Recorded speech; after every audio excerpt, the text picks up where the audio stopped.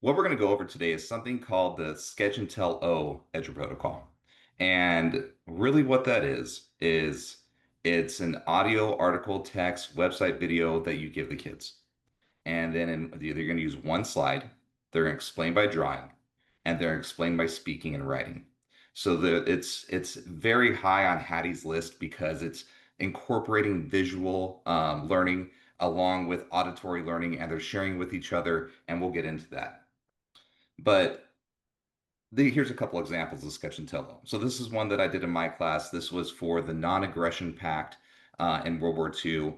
And here I asked them create a small sketch or symbol in each circle to explain the Non-Aggression Pact. So there were four different things I wanted them to learn through that. And so I put four bubbles in there, four sketch and tell O's.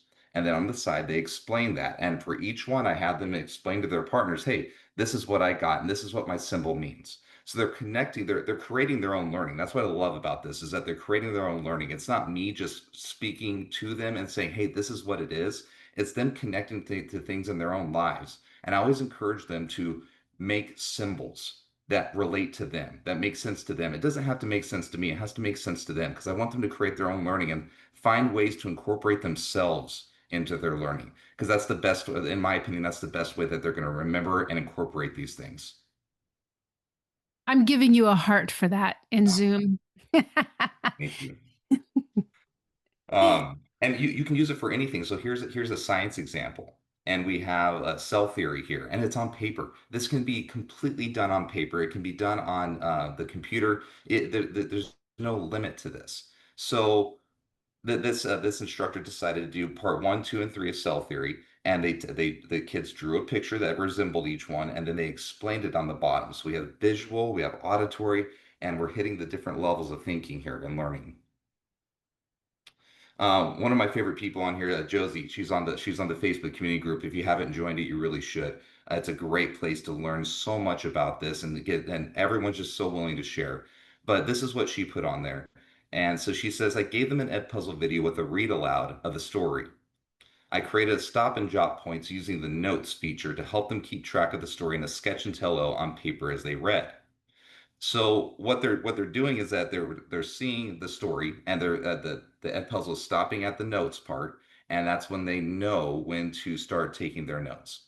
And so that's kind of how I got started in thinking about what I wanted to do with Sketch and Tell.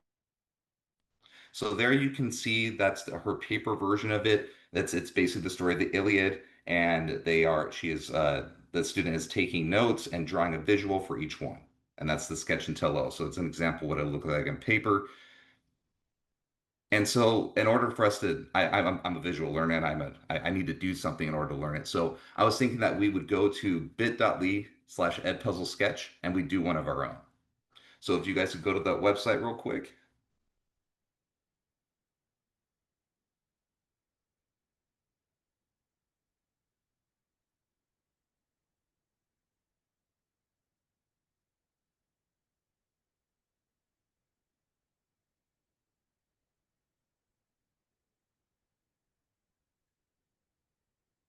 And Justin, you want them to write their name in the speaker notes to claim. Oh, right here at the bottom of the Yeah, slide the to claim bottom the left, slide. there's a place to claim their slide.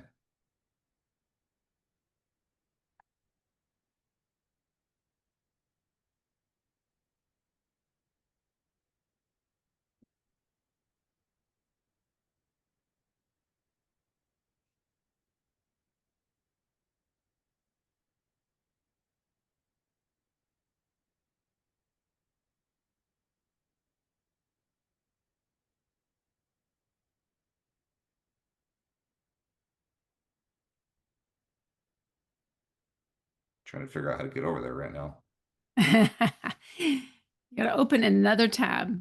Manage Yeah. the Zoom there. Oh, I see it. You broke the internet. I did. It says there's a I lot of reshared people. the link. I reshared the link so that everybody can just Yeah, click the it and link is fine. enter. There's too many of them trying to log in. This is a good problem to have, says Big Boss. But yeah, you broke it. It's fine. I mean, people need to work on it anyway, so need to give them time. That's the link. Just click that link and you will be in the correct link. I click on, there's a try again above, like on a, there's a little wording, and then I was able to claim my slide.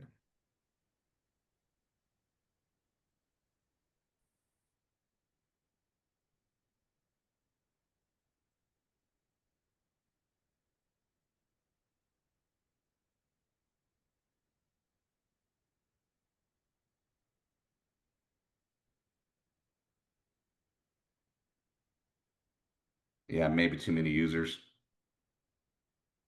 Yeah, I think we just Okay, that's do fine. the activity. Yeah. That's fine. So, but as you can see, the gist of it is that you are going to create a picture.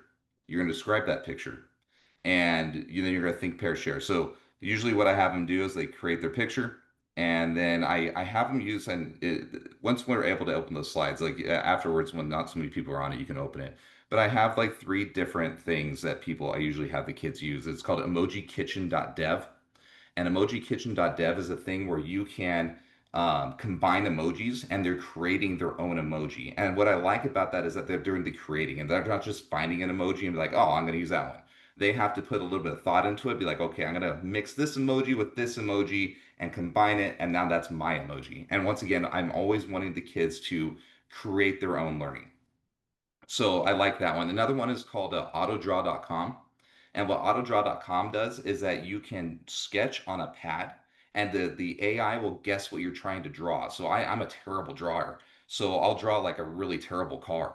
And then it'll be like, oh, did you want a semi truck? Did you want a police car? Did you want a tow truck? Like it gets all these different things that you can draw. And it will guess that.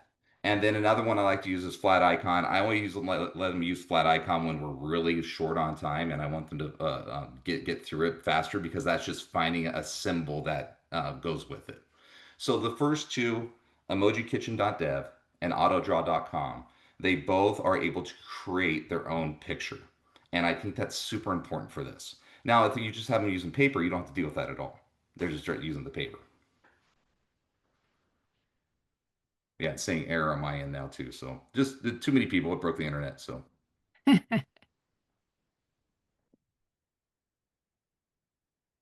But what we're trying to get kids to do is to think through their thinking and draw something with purpose. And you can have kids label their images, you can have them sketch their image and then add pieces to it. And then there's a middle spot where they're going to share and explain their drawing to somebody else. And even when they're doing the sketch and tell they can just take a minute and explain the flow of their pictures to somebody else. And that verbal piece just gives kids a little bit more time to think through what they drew and why they drew it and to create some reasoning for their drawing. yeah, and to bounce ideas off each other, right? And so what I love is that natural path of learning that they have there is that they're speaking to each other about what they got, and they can compare like, oh, that really like that symbol, and they're seeing how other people connect to the information as well, not just how they connected to it. So we get a real community of learning there, and I really love that part of it. Um, so we always come to the question like, why use a sketch and tell with Edpuzzle? And the reasoning I came to is that traditional Edpuzzle videos they engage students, but how can we get them to process and ensure that deeper learning?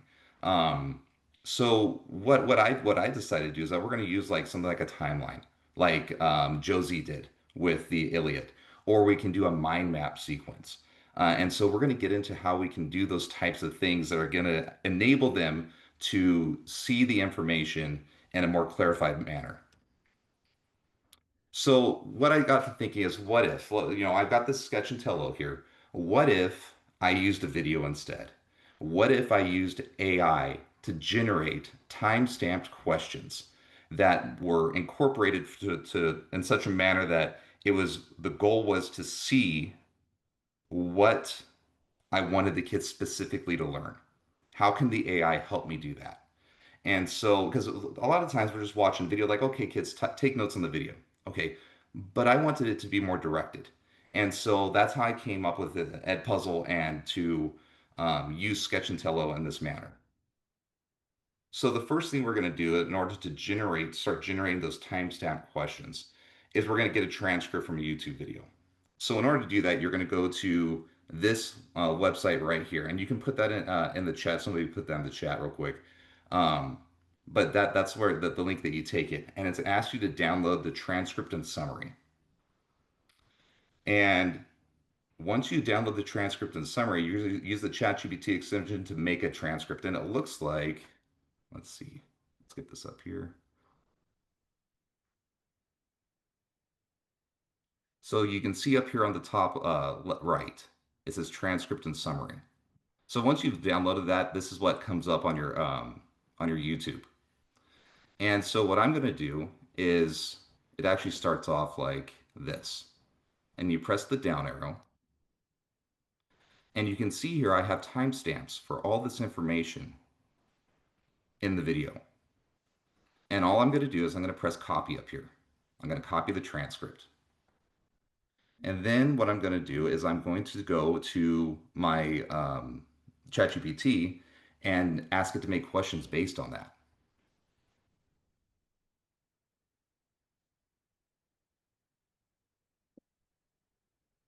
And this is what it ends up looking like. I asked ChatGPT to identify key ideas and attach timestamps from the transcript because I want those timestamps to be on there so I know where to put the questions in the Edpuzzle. So we have like very directed questions. They're specifically targeting the key ideas that I want them to learn from the video. It's not just take notes on the video anymore. It's directed learning. And you can see here, I've got like, question one, short answer. And that's what I love about Edpuzzle is there's multiple different questions I can have them ask or have it ask, right? Short answer, multiple choice questions. I can even do voiceovers. I can put notes in there. So there's a lot of different avenues that you can take here. And so like the first one is, what is rugged individualism and how did it stop Herbert Hoover's approach to government? And we have different questions like that. And it tells me exactly where to put them. So it's super easy. The ChatGPT did it for me. The AI did it for me. Then after that, we're going to add the questions to Edpuzzle. So, I mean, it's already done here. I know where to put them in Edpuzzle. So I just go to the Edpuzzle website and I go here and I get to the part where I'm editing the video, right? And then we have questions. We go to questions and I can put questions wherever I want. And I just press the multiple choice question, open-ended, or note. And that's how you put the questions in there. So we're going to upload the video Edpuzzle. We're going to insert the timestamp questions. Students are going to create a sketch and tell for each question. And then we're going to think, pair, share. So they're going to do their drawing. They're going to tell their drawing to their partner and tell them why they drew that symbol and how it connects to their learning. And then they're going to do the written portion, which is the tell portion. And I think it's really important to do that verbal sharing first because that's going to allow them to clarify their learning in their own head before they write it down. So they get to bounce ideas off someone else for a second, and then they get to write down their own learning. And like I said, go paperless. So pair them up, put them in groups of two, create a sketch and tell for each question, think, pair, share, and then call in a few. So this doesn't have to be done just on a computer, like I was saying. And I love that they can pause the video and even go back if they need to go back a little bit to review again, especially if they're looking at images and whatnot. That's probably one of my favorite parts of Edpuzzle is that if you missed it the first time, you can always go back and learn it again because that connects very much to Edge Protocol's mindset. And the Edge Protocol's mindset is all about reps. So it's just like in a sport, we get better by doing the same thing over and over and over again. Perfect practice makes perfect is what my coaches always told me. So we're trying to get better at that thing. And so with Edge Protocols, what you see is that we are doing the same types of things. So like Sketch and Tell O, Thin Slides, Cyber Sandwich. And if you're looking for those things, we can direct you toward to find those later. But those kids are getting very comfortable throughout the year using those different Edge protocols. And so no longer are they struggling with the how to do something. They know how to do these things because we've done this so many times. We've done so many reps. They're only struggling with the content. And that's what I love about it is that they become very familiar and they get into, they become very comfortable with what they're doing. Okay, so Sketch and Tello mind map.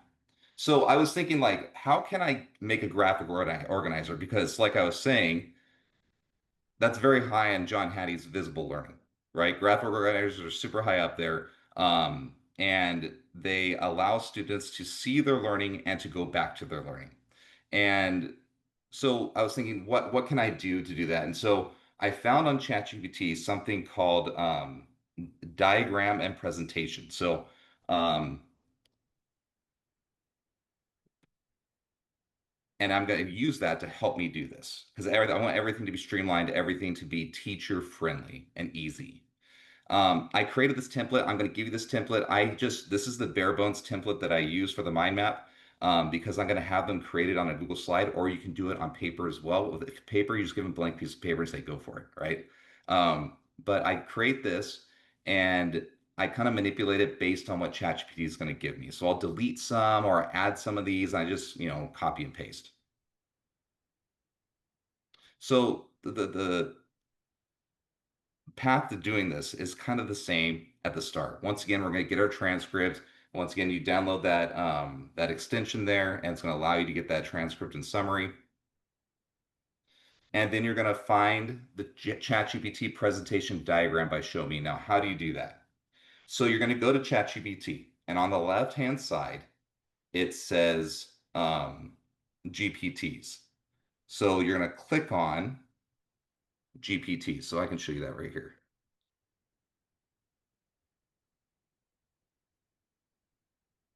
So on the left side, you see here it says GPTs. So I'm on that, right? I'm on ChatGPT. You go there on the left side, say GPTs. You click on that.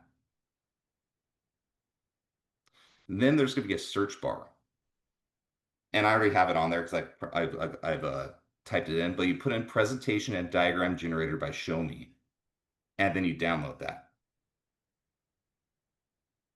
Then what's going to come up is you can click on this because I've already downloaded it.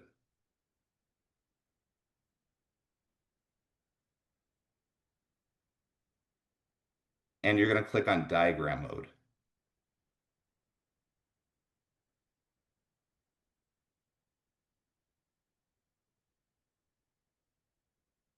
So diagram mode is now active. And so what I wanted to do is I wanted to create a mind map. So I will tell it I want to create a mind map. And so we'll just go back to the slides now. So I've taken you through that. You're going to click on GPTs. You're going to choose diagram mode. And this is what it's going to pump out at you. So you see this here.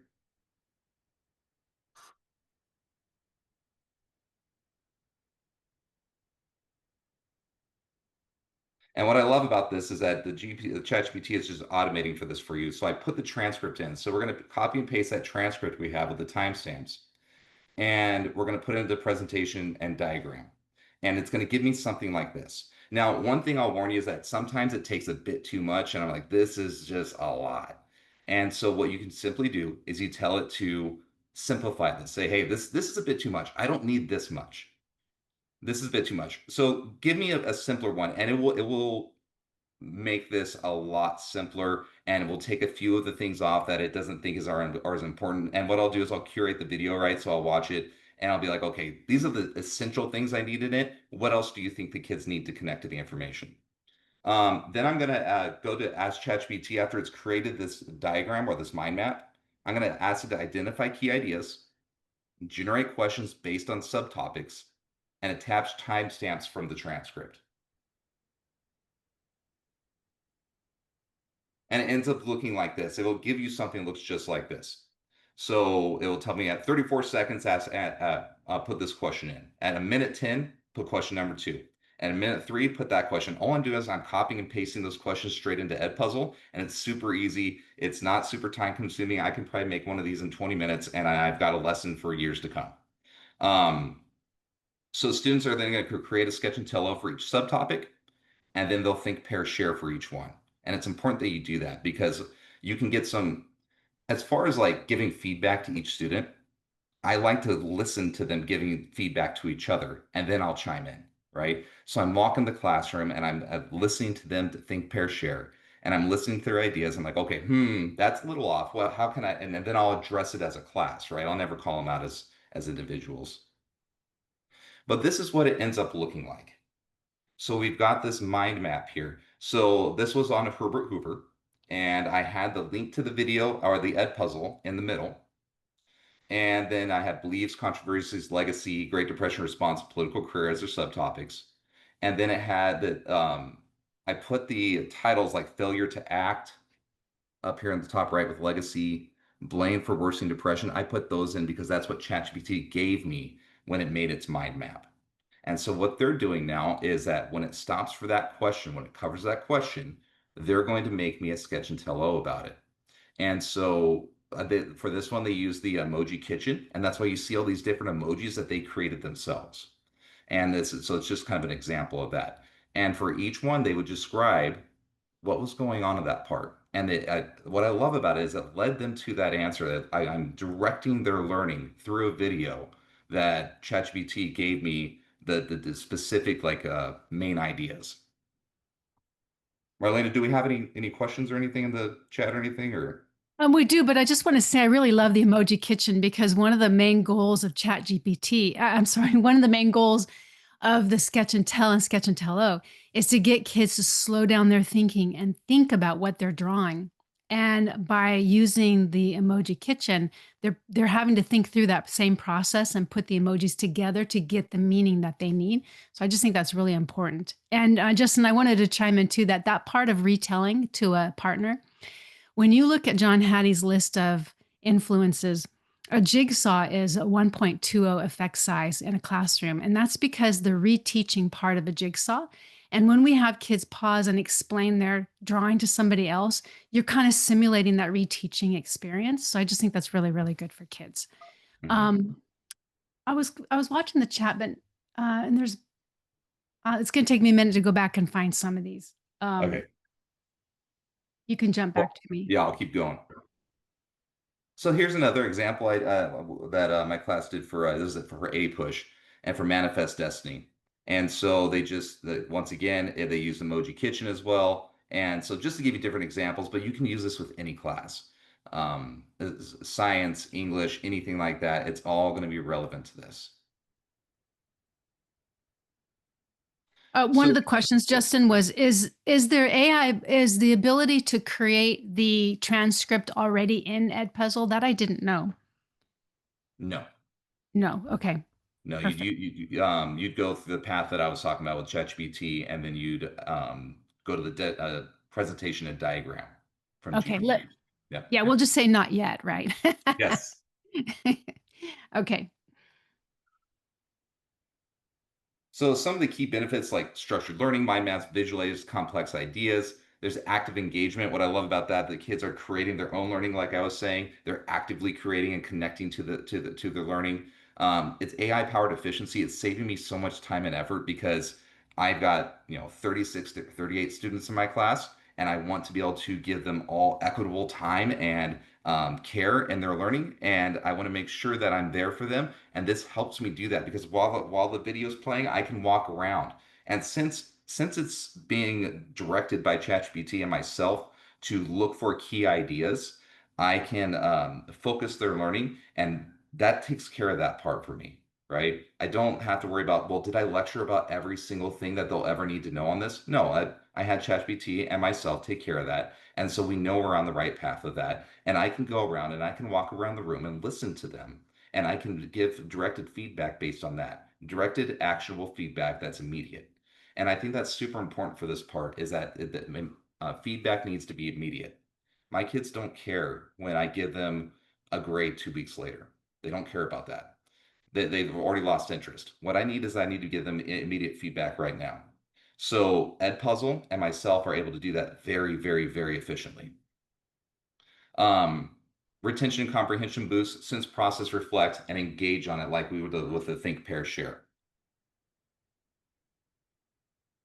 So here's once again just a path to being able to do it is we have on the top left we have the Herbert Hoover video and the transcript that we got from the transcript and summary that we downloaded, and we have the timestamps there, and then we put it into the presentation and diagram, and it's got those key topics that I was looking for with the subtopics, and then we put that into ask ChatGPT to create our multiple choice questions. And then we take the template that I'm going to give you and you manipulate it however you want.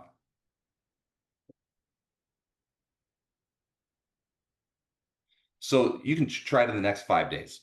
That's what I would say. Try the next 5 days. So pick a short YouTube video for your class. Use GLASP, which is that link that I gave you and that you'll have access to get the summary with the timestamps. And generate a mind map and questions using the ChatGPT presentation and diagram. Upload your video to Edpuzzle and insert your questions. And then let students, when you get some, because I know you don't have any right now, and create a sketch and tell based on the responses. You can grab my template. I have the link right here. You will get that for the mind map starter template. And I have all my other templates on there too. I have like 100 on there. So there's just templates that I use frequently in my class, and you can just take them. They're yours now. And then please, if you want feedback, email me. I have my email on there, and you can ask me about it. And I'd love to take a look and give you feedback on anything that you create. I'd be stoked to see that.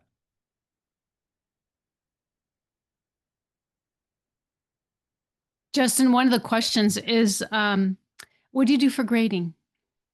So grading is handled with Edpuzzle, right? So they're answering the questions on there, and so that part's handled there. And but if it's a short answer question, then I've got to take a look at it. I'm also grading in real time. So as I'm going around and I'm looking at them doing it and the process of doing it, think, pair, share, and all that, I am giving constant, immediate feedback so that the grading's done because I'm not letting them slip by and be like, okay, that was not such a great answer. I'm correcting it as we go. So by the time we get through it, there's not a whole lot of grading to do because I've corrected things immediately. I've given immediate feedback on it. Yeah, and with the EDGE protocols in general, a lot of teachers will use just more of a simple rubric, like maybe they just have one point that they're looking for this particular time. Um, Maybe for younger students, it's just that you answered, you wrote complete sentences or you completed all of it. But it might be that you're looking for specific pieces of evidence in their sketch and tell, and you can grade for that. Or they give points for 5 points if it's completed to this level, meaning that they've taken the time to do it. Because the EDGE protocols are open-ended, and so there's not necessarily the only one right answer that's going to go in that box, right? They're going to be a little more loosely structured in that way to let kids show their Absolutely. own thinking. Yeah. Hmm. Yes. Now, And like I said, that's what I love about it. there's a question here. Can you align to the learning objectives? I think the answer to that is in Chat GPT or in your AI program. When you tell it what the learning, or oftentimes if you just ask it, if it knows your state standards, it will. And then you can align through that. So yeah, the AI programs do a great job of that kind of thing. Yeah, they really do. So what I personally would do with that is I would just copy and paste your learning objective, and I would put it into your AI program, and I would say, this is my learning objective, and I want subtopics based on this. Find me, and so then you have a curated lesson already. So already we've gone from watching a video and just, usually with that puzzle, what it is you answer questions, right? But these are directed questions towards your learning objective now. And that just adds a whole other level of complexity to it and curated to your own personal lesson, not just the video, right? Because a lot of times we're at the mercy of the video, but now we're directing the students learning to the learning objective through the video.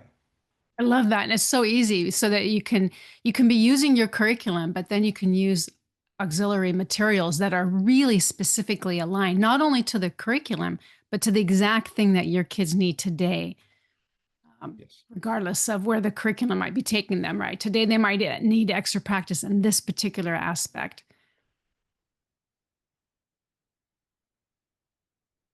Were there any other questions? You're going to be sharing out your materials with Edpuzzle, Yes, right? So they can access them. 100%. There was a question in the very beginning who said something about like, how do you make sure that the students are really understanding? And what do you do if some of the students don't understand the concept while you're using Edu protocols? Okay, so with Edge protocols in general, what we're doing is that we are seeing what the students are doing in real time, right? So nobody's slipping through the cracks because I can see what they're doing in real time. There's different that's for a different webinar, but um, there's different tools that we use in order to see what the students are doing. So, and a lot of it's just think, pair, share. Like I'm walking around the room listening to them, and then I'm calling on a few. So, what I can do through that is that they are like a lot of times information will migrate through the classroom. So as I'm seeing discrepancies, I'm um, targeting them, right? So I'm talking to the kids, and a lot of times I'll stop the whole class like, "Hey, I'm seeing a lot of this. It's actually like this, and here's the misunderstanding. This is I understand how you came to this misunderstanding, but this is what it is." And so through that, information is migrating a lot. We always have them share through different platforms. It could be on a whiteboard, it could be on Padlet, it could be on multiple different things, right? And so through that sharing, I'm ensuring that they understand as well. I hope that answers that. Yeah, and I think that as teachers begin using Edu protocols, it's a little scary because they feel very open-ended. But they're not. And you'll find that as you're using them, you'll morph them into kind of being what you need them to be because of their open-ended nature. It allows you that flexibility. But also, just remember, if your class is a lot of lecture or a lot of what Kim calls baby bird feeding, right? So you've got the worksheet, but now I've got to draw every answer out of you. And basically, we do it together. And then the kids are just copying that. They're not learning anything with that. So this turns it. So maybe their completion isn't 100%, but they're getting a lot more out of it. They're going to get their full 80% if they only completed 80% versus when you're baby bird feeding them, they're only getting 10%. So Absolutely. in the end, you'll see the gains um, in your classroom. And I really like this question. It says, how do you convey the importance of truly understanding the content and discourage students from using AI to answer questions, especially when you yourself use tools like ChatGPT to create materials and aren't fully confident? Well, I'm confident in the subject matter. So that's not what this is. I'm using ChatGPT here to focus the learning and make sure that I have time for my family at night, because I want to create lessons that are curated toward my lesson objective that aren't just using the video, right? I want to focus the video. And so the way we get discouraged students from using AI is I wanted them to put themselves into it. And so when we're putting ourselves into it, like we're using these different emoji kitchen or autodraw.com, and I'm asking them to create a symbol, not just a straight up like historical picture or a science picture, create a symbol for me that symbolizes this to you, and then explain why that symbol connects to you as well. So then we have something that AI cannot just create. It can make it up, but it can't create it. The student has to create that, and it has to be about themselves. And when they put themselves into it, I find that it's a lot more AI. They don't want to turn to AI as much because people love talking about themselves. We all love ourselves. So kids do too. And they want to tell you about themselves, and they want to show themselves through these symbols. And that's something AI can't replicate.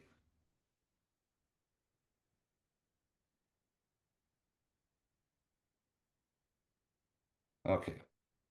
Was there any other questions that people saw? I Somebody think asked in that's the very beginning, how much is Edu Protocols? It's free. If you want to, you can go to the Edge Protocol Plus site and be a member. But Marlena, I got into this during COVID. I didn't have to spend any money to get into it. There's so we much online. we're really generous and we give Yeah, away a lot of stuff. yeah. You can join the eduprotocolsplus.com if you'd like more training. We have videos there. We have some short kind of not really courses, but little classes on some of the Edu protocols that you can take. And we have over 100 templates there. The membership's $279 for a lifetime. Once you join, you're joined. You don't have to pay it every year. And then we do have events that we have around the year that you can watch that website for our live events. And then also, if you go to eduprotocolsplus.com, I said that right. eduprotocolsplus.com/sampler. There's a collection of 6 or 7 Edu protocols there with videos to help you get started on them so you can try them out and get going on them in your classroom. And then also you can join the Edu Protocols Facebook community, which is a wonderful, huge, thriving community now. And then also don't forget that we have recruited teachers to write books with us. And so we have a collection of Edu Protocols books. And we do love it when you buy a book because it helps to support all of the work altogether. But there you'll find the basic directions for many of the Edu Protocols. And if you want more information about like which protocols and which book, just go to eduprotocols.com, our other website, and there you can look up each book and see which Edu Protocols are in each book. I'm getting all the links. And I saw Lisa Roy had asked, a glass was blocked by my district. Lisa, there's a lot of different extensions that can be used. Maybe connect with your IT department and see which ones they can get you because there's a lot. Like the glass was not the only one that you can use to get the transcript off of YouTube. Okay, we still have 10 minutes. Do you want us to share the slides now so people can look at it and have more questions? Because people really wanted your slides. Yeah, no, here. Lots of links Here. in there. Let me go to the next slide. Well, if you have more questions, let's make sure we got them off. We have 10 more minutes. Yeah. I just shared the link to the presentation so that you can have access. Yeah. I'm going to Laguna Beach, honey. Hello. Yes. Yes. That's gonna be fun. Yes, you are. Yeah. Someone asked Edu Protocols, you're saying it's free, but then you have to pay to join the website. So let me clarify that. We books, John Crippo and I wrote some books, Edu Protocols and them. And our website, eduprotocols.com, has information there to help you get started. That will actually link you over to the Plus sampler page. You can access it through there. And that is what we've done is we wanted to make sure that teachers can just to get started. Like we don't want to have to make them pay stuff just to get started. So there you'll find on eduprotocolsplus.com sampler, that's a wonderful collection of really enough Edu Protocols there to last you the first year, anything else. There's really quite a bit there, and with the videos, with instructions, with information, Edu Protocols. And then if you join the Edu Protocols community, and I imagine, Justin, that's probably what you did, there is so much there. You spend a lifetime there and probably not cover all the stuff that's shared there. I even have a hard time keeping up with what's going on in there. The community is supportive and wonderful. So there's really a great network there. Sometimes districts want their teachers as a group to learn more, or individual teachers want to go a little bit deeper. And so that's where we've created eduprotocolsplus.com. And to create that content, we can't. So for that, there is a membership to join. And then also we have, we do an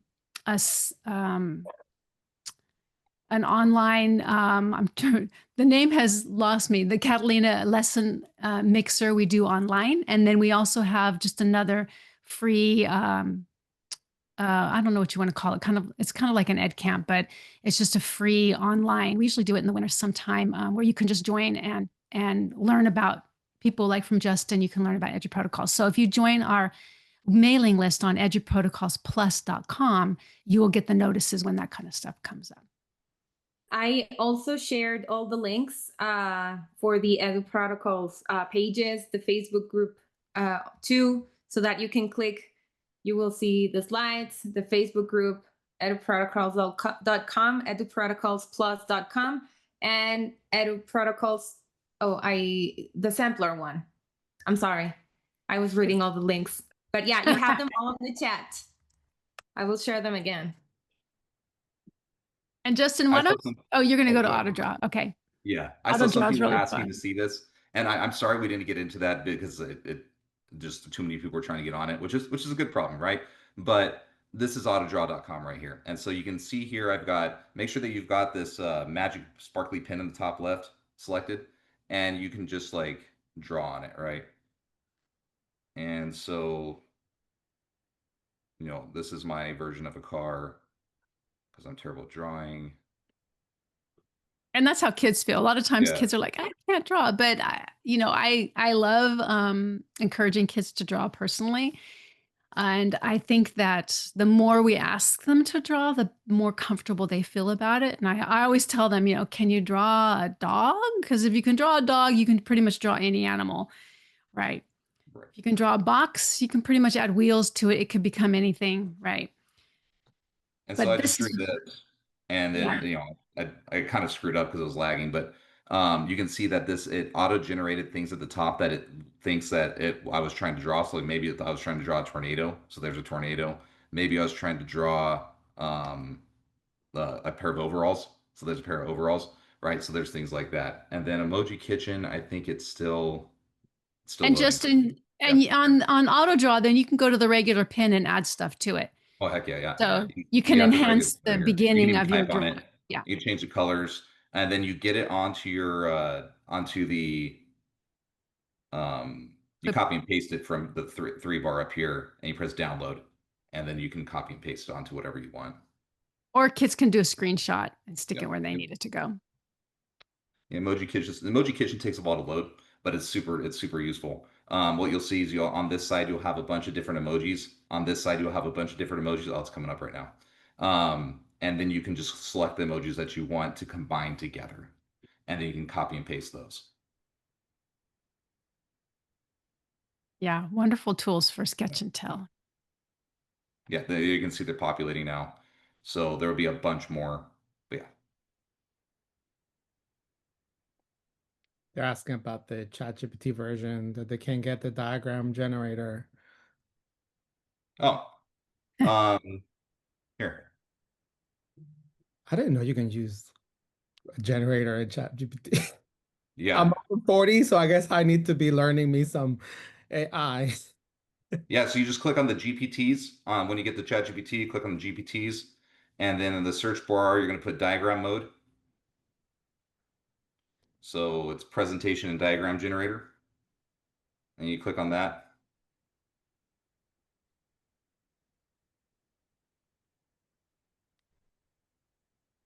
And diagram mode.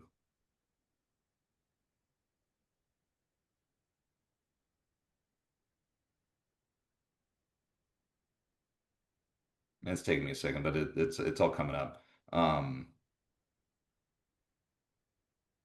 yeah, that's how I get to it. If you want to email me if you have any problems with it, I'd be happy to troubleshoot it with you.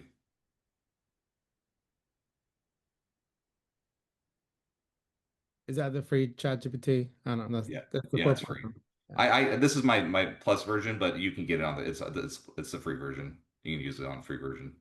I only use the free version and I use it, I use it for me, I use it a lot as a brainstorming tool because I don't have always somebody to talk to.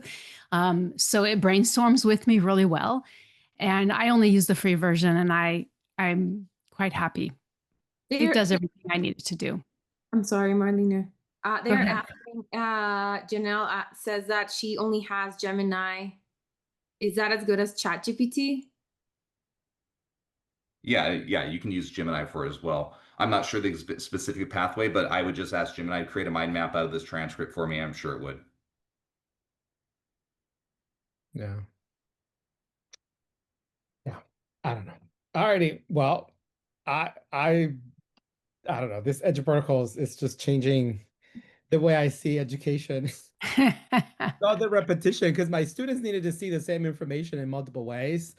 And those little strategies, those frameworks that you guys have, it's just, oh my gosh, where were they whenever I was a teacher? Yeah. But yes. But thank you. This has been awesome. They do offer what did you say on the videos that you sent me? Free something for life, free Lifetime coaching, support. lifetime support. There you go. Free You ask lifetime. any of us any question, we're going to help you out. I love that line. No, you have their emails. You'll get them on the slides. And I know you get up a jiggity because you can't make a copy. Honey, it is for you to see, click, and save it, bookmark it. Okay? So you're welcome. Thank you All right. so much, Justin, and thank you, Marlena, for Thank you, guys. sharing all of this ideas, best practices. I know that teachers are living with so great ideas, inspired, getting creative. So thank you again for being here. Thank you. Thank you for having us. Yes. Pleasure. Thank you.